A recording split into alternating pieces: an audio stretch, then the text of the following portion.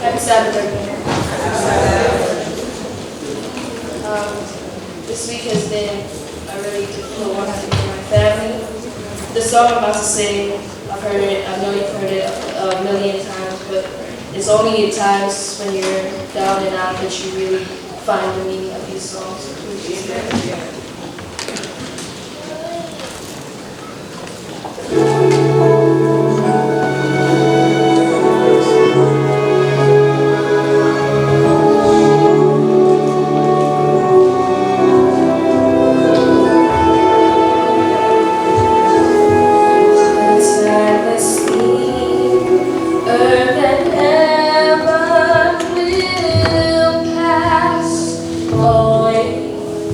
It's not a dream. God will make all things new. That day gone is the curse from which I stumbled and fell. Evil is vanished to eternal.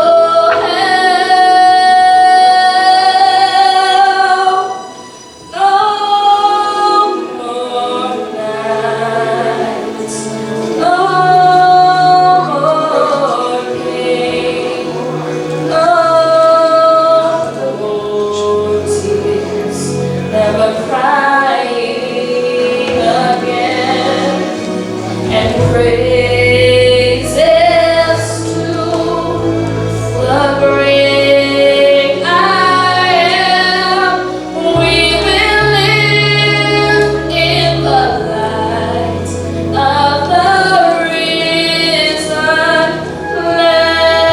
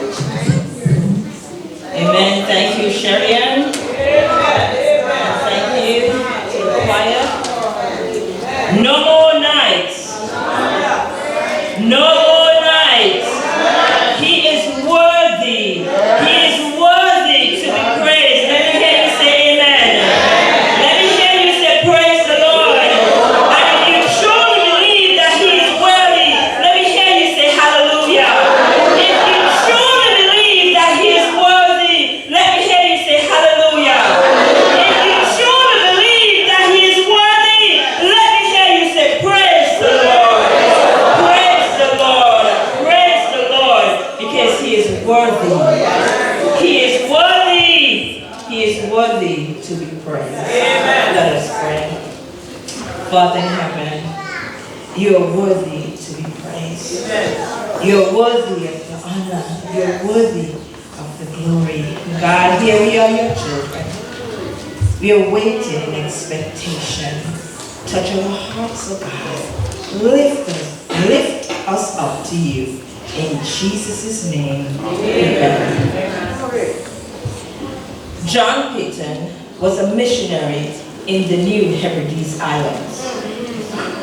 One night, hostile natives surrounded him with the intent not to welcome him, but the intent was to burn his house down and to kill him and his wife. All they knew what to do was to pray.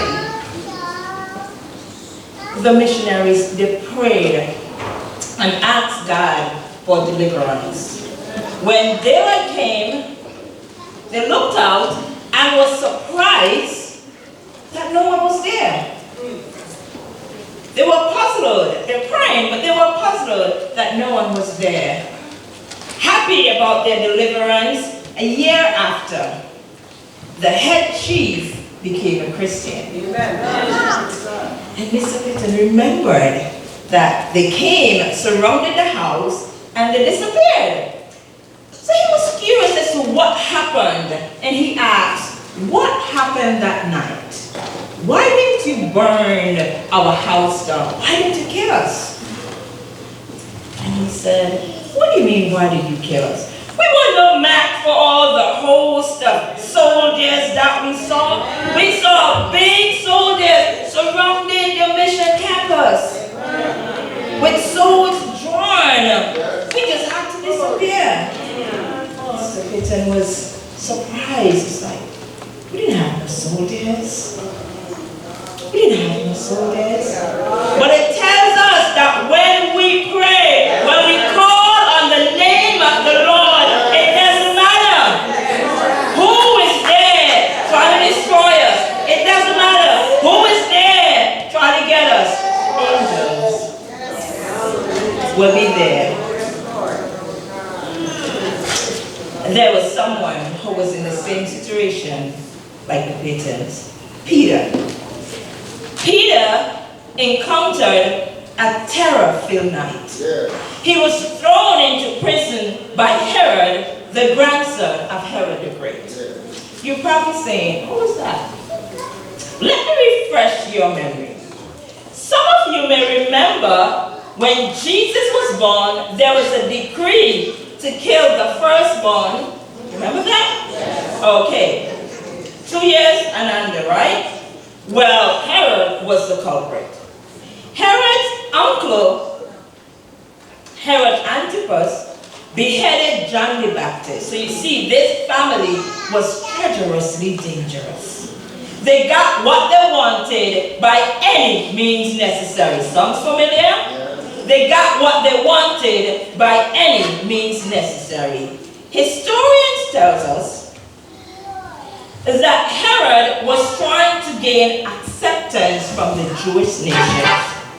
He knew they hated the Christian church. Therefore, to gain popularity and to show his loyalty to the traditions of the fathers, he persecuted the church. Bear with me. When he saw how ecstatic the Jews were by the execution of James, he thought to himself, this is it. I'm going for the kill. I'm going after Peter. He escaped prison 2 times before, not this time. Herod was determined to execute Peter, and he was determined to do it publicly. Turn with me to Acts 12, 5 through 11. Acts 12, 5 through 11, as we unpack the story. I'm going to read from the NIV.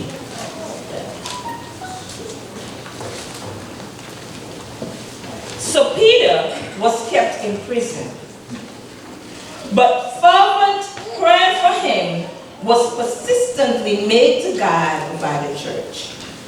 The very night before Herod was about to bring him forth, Peter was sleeping between two soldiers, fastened with two chains, and sentries before the door were guarding the prison. And suddenly, an angel of the Lord appeared, and a light shone in the place where he was. And the angels gently smote Peter on the side and awakened him, saying, get up quickly.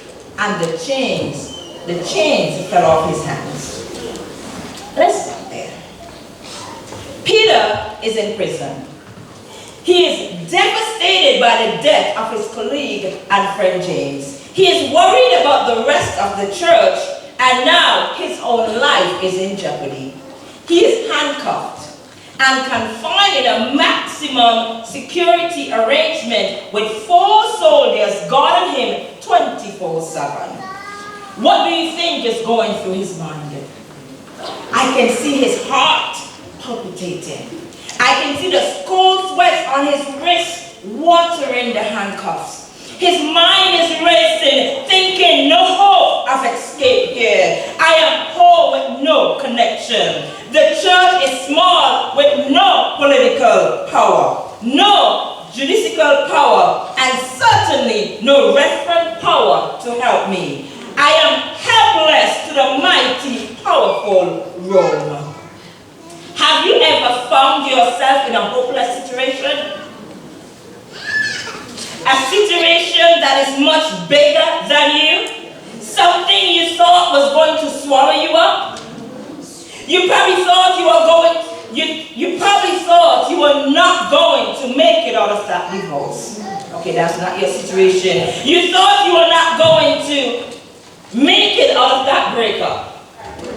That's not your situation. You thought you would never be debt free. Okay, you still look. You thought your children would never get it together. Okay, all right.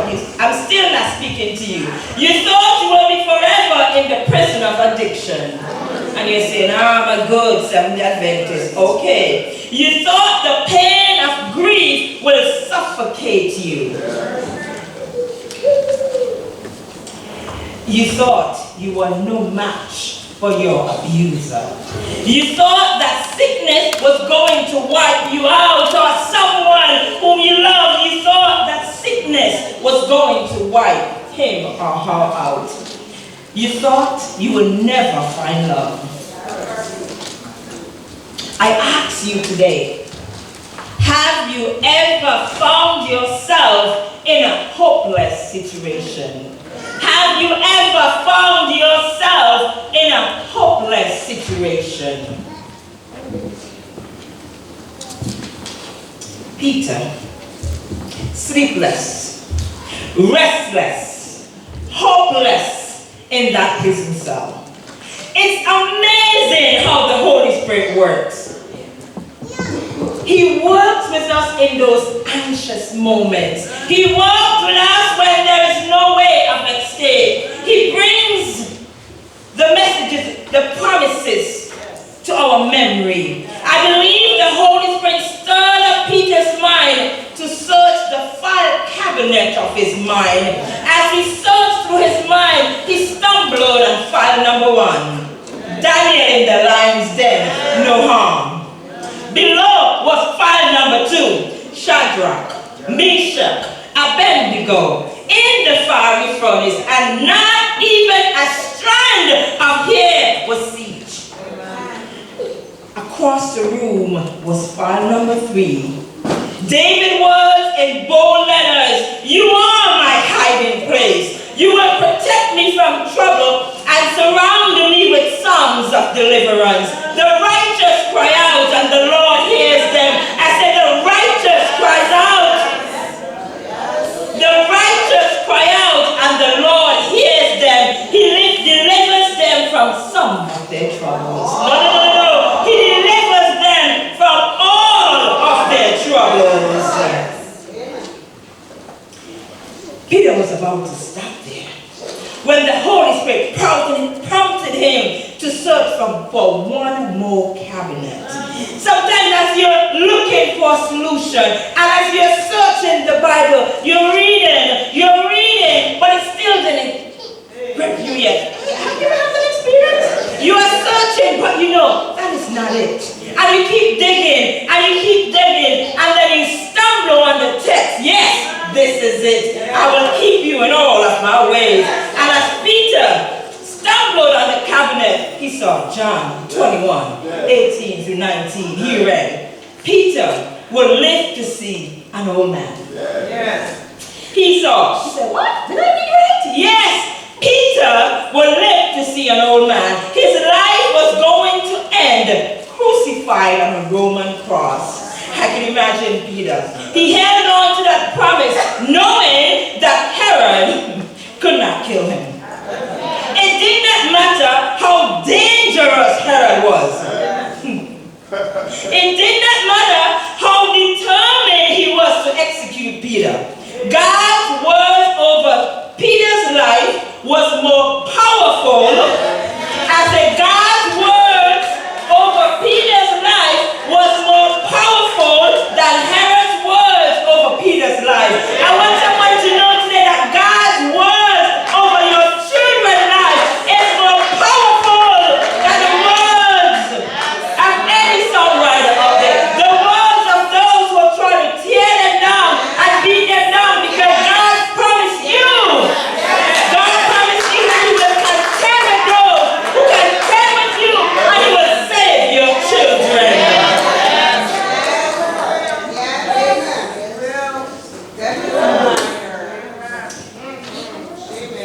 Peter did not know how God was going to deliver. He did not know when He was going to deliver, but he knew deliverance was coming. Church, you may not know when God is going to deliver, but one thing you can be assured of, that deliverance is coming. Let me hear you say, deliverance is coming. Deliverance is coming.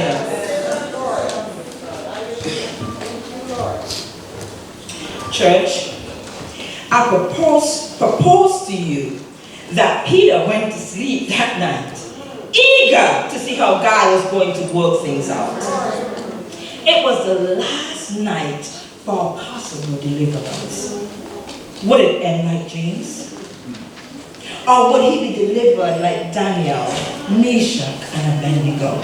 His anxiousness abated. His restlessness receded. His hopelessness was transferred into happiness as his eyelids welcomed the sweetness of sleep. He went to sleep with expectation. You too, on those restless nights, can sleep with expectation.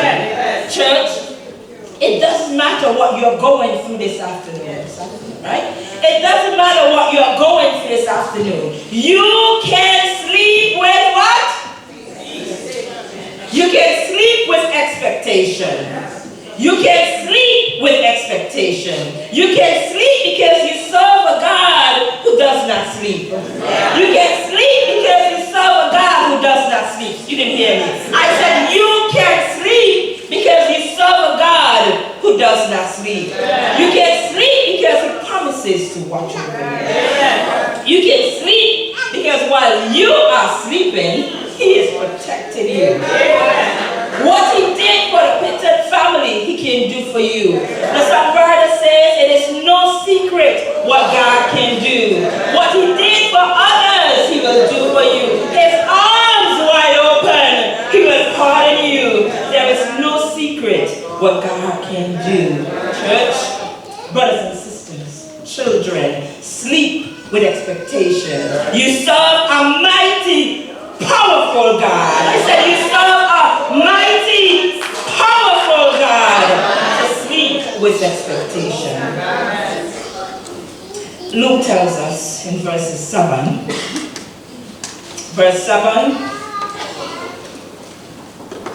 Are reading your hearing? Suddenly, an angel of the Lord appeared, and a light shone in the cell. He struck Peter on the side and woke him up. Quick, Get up, he said, and the chains fell off. Suddenly, all of a sudden, the rescue crew is here. An angel of the Lord and light. I said an angel of the Lord and light. Angel and light, same place? Well, that's a wicked combination. When angel appeared, Lot escaped from the gate of Sodom to a small town. When angel appeared, Balaam donkey spoke to him and saved his life. I can go on and on. The point is, when an angel comes on the scene, your deliverance is shown. I said, when an angel comes on the scene, your deliverance is shown. Sister White said that God has assigned an angel to each and every one of us. Each and every one of us. Now let's talk about light. When light appears, it dispels darkness. Light appears, pathway is clear. Light appears, shadow of death diminishes. Light represents the presence of God. Amen. The light shines in the darkness, and the darkness has never put it out. Repeat that. The light shines in the darkness, and the darkness has never put it out. David said, the Lord is my light and my salvation. Whom shall I fear? The Lord is the stronghold of my life. Of whom shall I be afraid? Amen. With this in mind, let's pay close attention to the urgency of the angel's operation. So he took Peter and said, hurry, get up. Keep in mind, light was in the room. Darkness could not put it out. Right? Yet still, there was a sense of urgency. The angel wanted him to get up. He wanted to get up. He wanted him to act now. The angel was on a mission and he wanted execution now. No time to delay. The angel was there to deliver Peter, and he did not want to waste time. Some of us waste too much of God's precious time. Similarly, when Lot was being delivered from the destruction of Sodom, there was a sense of urgency. The angel told Lot several times, hurry up, get out, let's get out of here. God has been trying to deliver somebody, but you are playing the fool. I said, God has been trying to deliver somebody, but you are playing the fool. He is shining his light in yourself, but you don't understand the urgency of the matter. You are making all kinds of excuses. I will make the appointment tomorrow. I will call the doctor tomorrow. I will start looking for the job tomorrow. I will break up with him or her tomorrow. I will change my diet tomorrow. I will get help tomorrow. The song says, tomorrow is not promised. You better choose the Lord today. Act now. Someone said, yesterday is dead. Tomorrow has not yet arrived. What you have is today. This is it. Today, if you hear his voice, harden not your heart.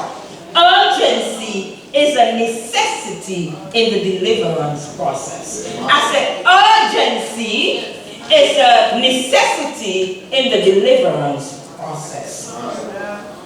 Now watch this, watch this. The angel struck him, raised him up, and his chains fell off. I said the angel struck him, raised him up, and his chains fell off. Once he was raised up, follow me, please, don't speak, don't speak. If you were sleeping before, wake up. Once he was raised up, what happened? What happened? His chains fell off. Now, the English did not do justice to this translation. Peter's chains lost the grip that it had on him. Did you get that? Yes. Peter's chains lost the grip that it had on him. I hope you're listening. The chains that handcuffed Peter to the two soldiers on his right and on his left became inefficient. Yes. You didn't hear that. You didn't get that. You didn't get that. I said the chains that handcuffed Peter to the two powerful soldiers, one was on his right, one was on the left. It became inefficient. The chains became incapable of holding Peter to them. I said the chains became incapable of holding Peter to them. In other words, the chains lost its capacity to function. When light begins to shine in your room, whatever you're about to, whatever is holding you, it will look, you're sleeping. Whatever you are tied to will lose the capacity, it will lose the power that it has on you. When light is in a room, darkness loses its capacity to dominate. Who did I say that light represents?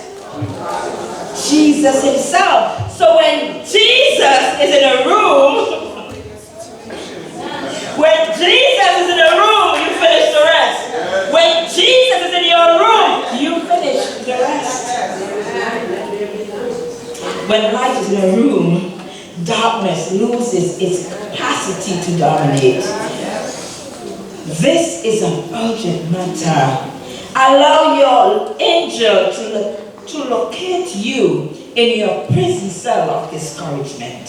Allow your angel to shine light into your holding station of poverty. Allow your angel to shine light in your room of loneliness. Open it up. Allow your angel to shine light in your birthplace. And watch while the chains of poverty loses its grip on you. Watch while the chains of poverty lose its grip on you. Watch the chains of shame lose its grip on you. Watch the chains of oppressions lose its grip on you. Watch the chains of loneliness lose its grip on you. Watch the chains of doubt lose its grip on you. Whatever chains is holding you, it doesn't matter the situation. God is able. It doesn't matter the situation. It doesn't matter the circumstances. It doesn't matter. I said God is able. Urgency is a necessity. Verse 8 said, watch this. And the angel said to him, tighten your belt, bind on your sandals, and he did so. And he said to him, wrap your outer garment around you and follow me. And Peter went out following him, and he was not conscious that what was apparently being done by the angel was real, but he thought he was seeing a vision. Okay, bear with me. So Peter was instructed to follow the angel and keep on following the angel, right? He had to keep on following the angel. I'm going someplace here. Peter had to heed to every command for his angel. Peter had to heed to every command of his angel for a successful deliverance. The angel was not going to do what Peter could do for himself. Let me repeat it. The angel was not going to do what Peter could do for himself. And some of us are enablers. God himself doesn't enable. Some of us, we're trying to help and we want to help, but we are doing for others what they can do for themselves. God is not pleased with that, because even the angel who came to rescue Peter did not do for Peter what Peter could have done. You see, church, God will do the extraordinary and leave the ordinary things for you. I said, God will do the extraordinary things and he will leave the ordinary things for you to do. You must do your part. Obedience is the key. What's the key? Obedience. What's the key? Obedience. What's the key? Obedience. Obedience is the key. The children of Israel was on the bank of the Red Sea. Moses, seeing his oppressors, trembled with fear of being taken back to slavery. He cried out to God. Listen to God's response. What are you calling me for, Moses? What are you calling me for? Tell the children of Israel to go forward. Tell the people to go forward. In other words, I have given you orders. Obey them.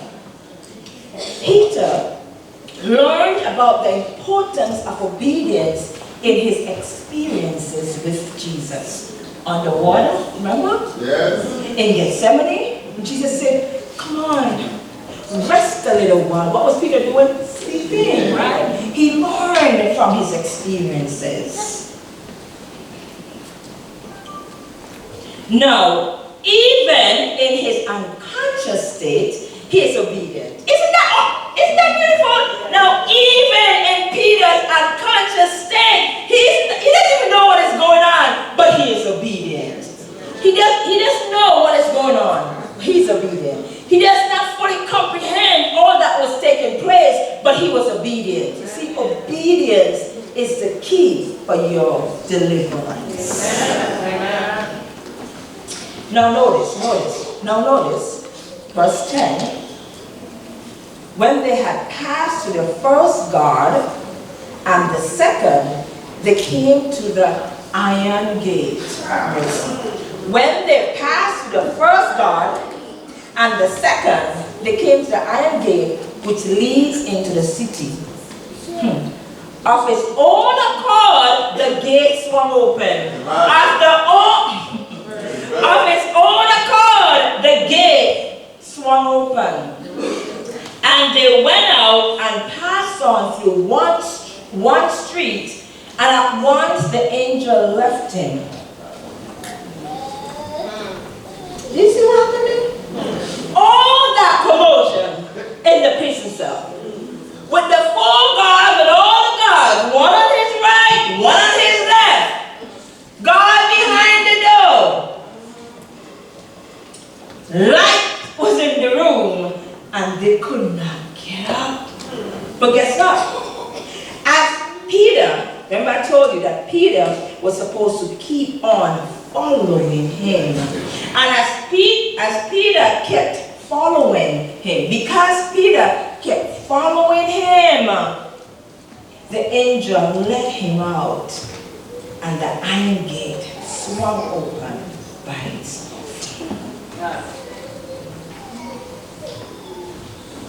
Think about that.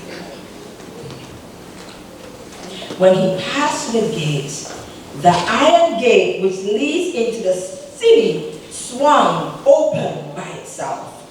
Brothers and sisters, when you sleep with expectations, when you keep in mind that urgency is a necessity, when you hold on to the key of obedience, your iron gate will swing open into that city. I said, your iron gate will swing open into that city. The city that Abraham waited for. The city, I said, that Abraham waited for. The city whose foundation, builder, and maker is God. The city whose foundation, builder, and maker is the sovereign God of the universe. The city where there is no more night. Where's Sharia? The city where there is no more night. The city that Jesus light. The city that Jesus light. In that city, there's no divorce court. In that city, there is no debt collection. Somebody ought to say amen. In that city, there is no debt collection because Jesus paid it all. In that city, there is no undertaker. There be no dime there. In that city, there is no prison cell because Jesus would have thrown away the key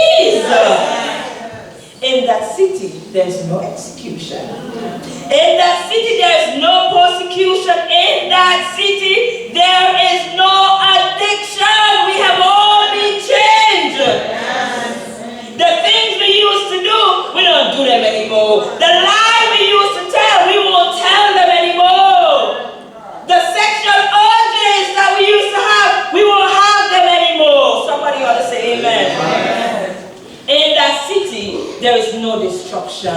In that city, there is no invasion. In that city, there is no accusation. In that city, there is no condemnation. In that city, there is no obstruction. In this city,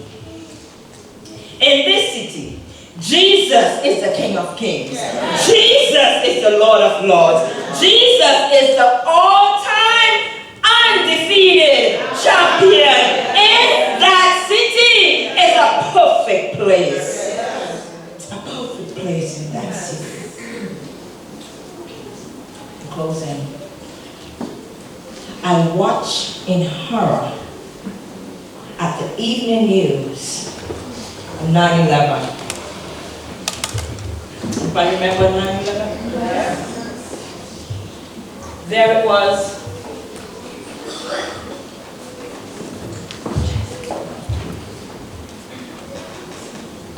That the news was going on.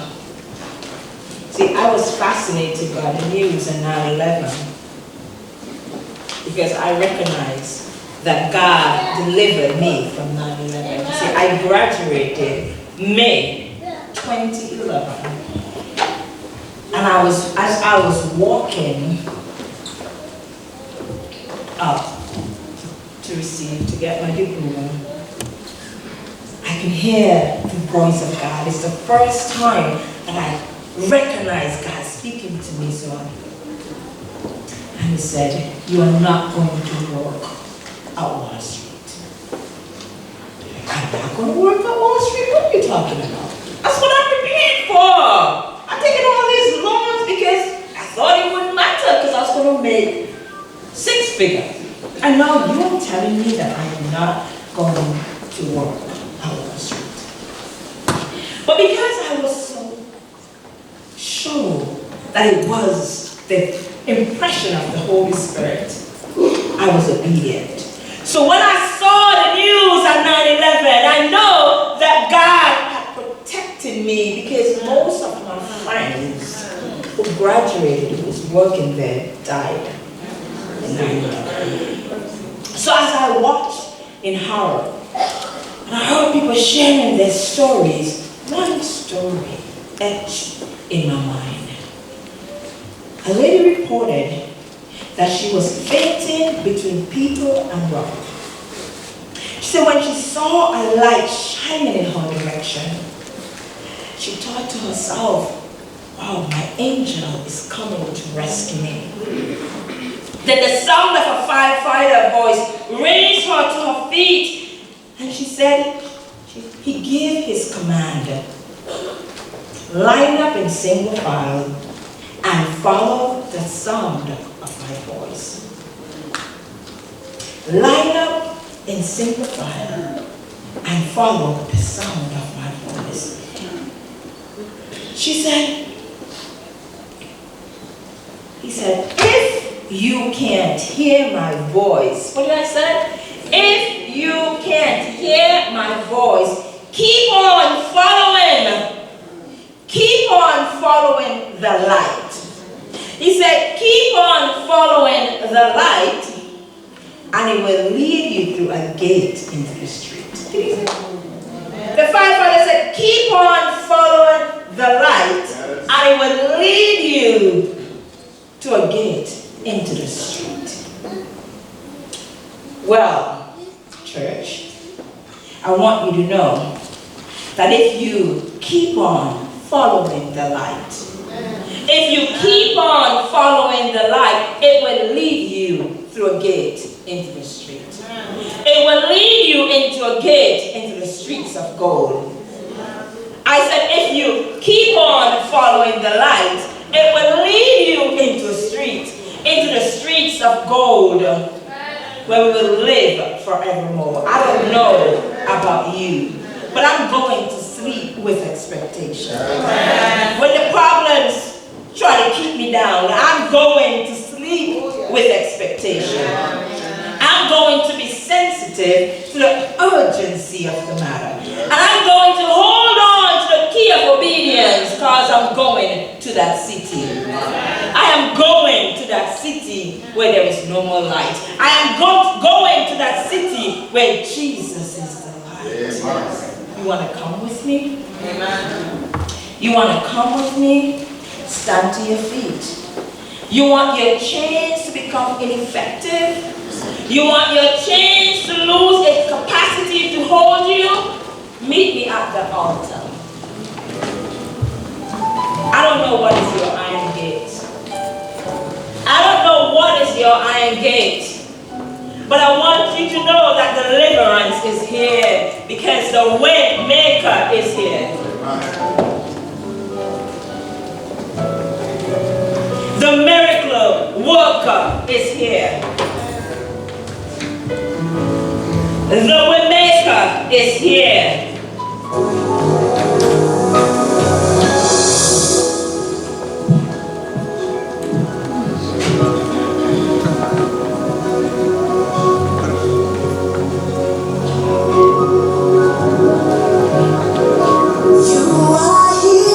Most of you know the song.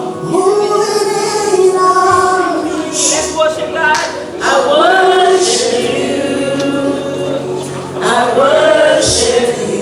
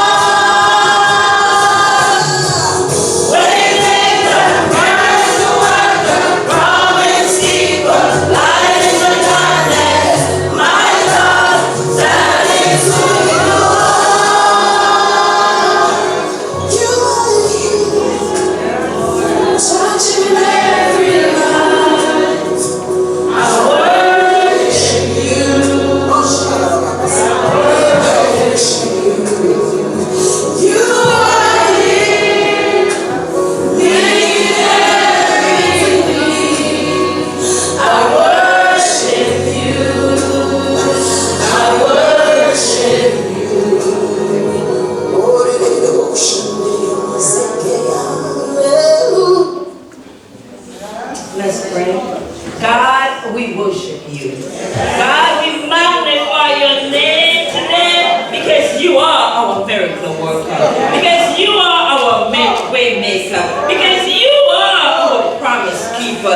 Lord, we say glory unto your name because we know when the praises go up, the blessings come down. And God, we are not leaving here without a blessing today. So shine your light into the darkest crevice of our soul. Break us out from our prison cells, oh God. Break the iron chains and open the gate wide. Open the gates wide so we can walk out in victory. Deliver us, oh God. Deliver us, oh God. You know your children. You know what they're struggling with. Lord, some of us have been struggling with the same issues 5 years, 10 years, 20 years, 30 years, 40 years, 50 years. God, this is 2020. And we want your 2020 vision. We want to see clearly, God. We want to be free to worship you. We want to be pure, oh God. We want to develop friendships, oh God, lasting friendship, healthy friendships, oh God. And we want your light to shine to all that we need. So God, you have to free us.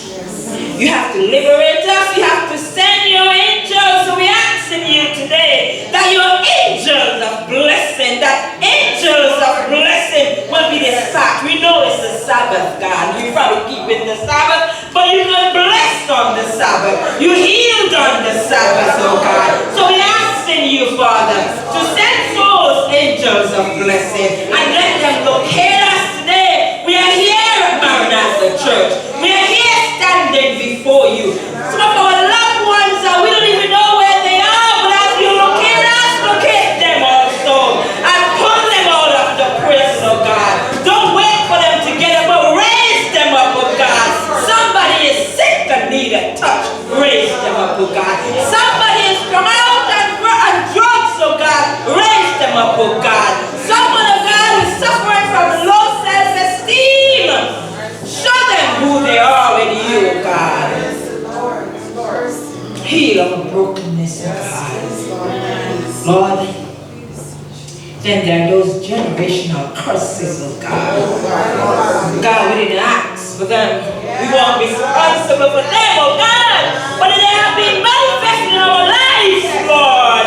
They've been manifested in our children's lives, oh God. They've been manifested in our nephews, our nieces, our cousins. They've been manifested in our grandchildren, oh God. But we ask you today to break those generational curses. What can wash away the blood? Nothing but the blood of Jesus. What can make us whole again? Nothing but the blood of Jesus. So angels, start sprinkling blood. Start sprinkling blood. Start sprinkling blood in this New York City